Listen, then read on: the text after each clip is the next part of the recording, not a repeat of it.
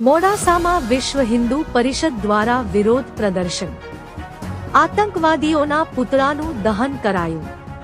પાકિસ્તાન વિરુદ્ધમાં કરાયા સૂત્રોચ્ચાર.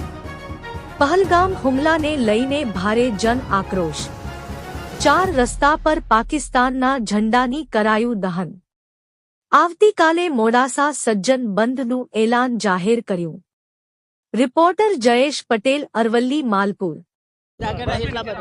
જય શ્રી રામ, ભારત માતા કી જય.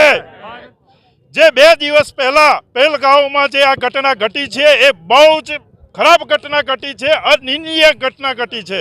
તો એના અનુસંધાનમાં મોડાસામાં કાલે વેપારી મંડળે જાહેર બંધનું દુકાનો, ગલ્લા, લારીઓ આ બધું જ બંધનું એલાન આપ્યું છે.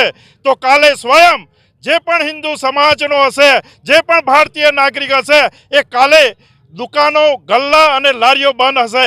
ભારત માતા કી જય.